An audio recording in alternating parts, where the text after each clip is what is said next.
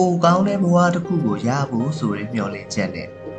ပင်လယ်ပြင်ကိုဖြတ်ကျော်ခဲ့ကြတယ်။ဒါပေမဲ့အဲ့ဒီမျှော်လင့်ချက်ဟာအသက်ပေါင်းများစွာကိုဝါမြူသွားတဲ့အိမ်မက်ဆိုးကြီးဖြစ်လာလိမ့်မယ်လို့ဘယ်သူမှမထင်ခဲ့ကြပါဘူး။နူးဘီဂမ်ဆိုတဲ့အမျိုးသမီးဟာဘင်္ဂလားဒေ့ရှ်ဒုက္ခသည်စခန်းမှာခိုလုံနေသူပါ။ပြီးခဲ့တဲ့နိုဝင်ဘာတုန်းကသူမစီကိုဖုန်းတစ်လုံးဝင်လာပါတယ်။မလေးရှားနိုင်ငံလန်ကာဝီကျွန်းကိုရောက်သွားတဲ့သူမရဲ့ရောက်ခမစီကဖုန်းတန်ကြားလိုက်ရလို့ဝမ်းသာသွားမယ်ထင်သလားမဟုတ်ပါဘူးအဲ့ဒီဖုန်းခေါ်ဆိုမှုဟာနူးဘီဂမ်ကိုရင်ကွဲနာကြစေခဲ့ပါတယ်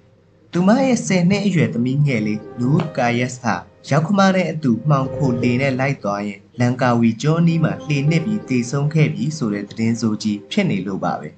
ဘာကြောင့်သူတို့တွေအခုလိုအသက်ကိုရင်းပြီးပင်လယ်ပြင်ကိုထွက်နေကြတာလဲကုလသမဂ္ဂ UNHCR ရဲ့မှတ်တမ်းတွေအရ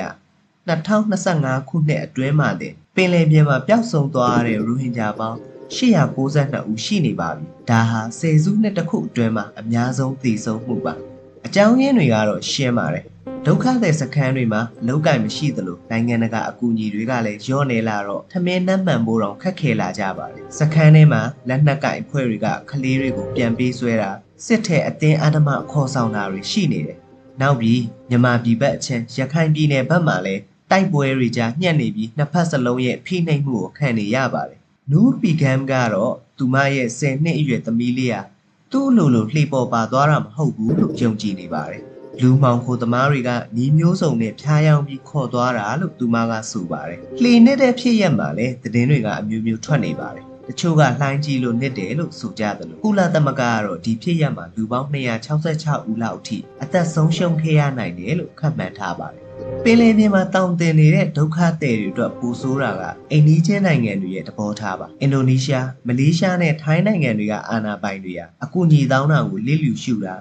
လှေတွေကိုသူတို့ရေပိုင်နဲ့ထဲကနေပြန်မောင်းထုတ်တာမျိုးတွေလုပ်တတ်ကြပါတယ်ဒါကြောင့်လေရိတ်ခါပြက်ရေပြက်ပြီးပင်လယ်ထဲလူပေါင်းများစွာအသက်ပြောက်ခဲ့ကြရတာပါဒီလိုဝမ်းနည်းစရာဖြစ်ရက်တွေဟာဘယ်တော့မှရပ်တန့်သွားမှာလဲမြန်မာပြည်တွင်းကပရိပခတွေနဲ့ဒုက္ခသည်စခန်းတွေကဖိအားတွေမပြောင်းလဲတရွေ့တော့ပင်လယ်ပြင်ဟာရိုဟင်ဂျာတွေအတွက်တောက်တန်တစ်ခုလိုဆက်ရှိနေအောင်မှာပါမိခင်တယောက်ရဲ့ရင်ကွဲသံတွေကိုနားထောင်ပြီးနောက်ထပ်ကလေးငယ်တွေအခုလိုအသက်မဆုံးရှုံးဖို့ဆုတောင်းရင်းနဲ့ပဲဒီနေ့ဗီဒီယိုကိုဒီမှာပဲရပ်နာပါရစေ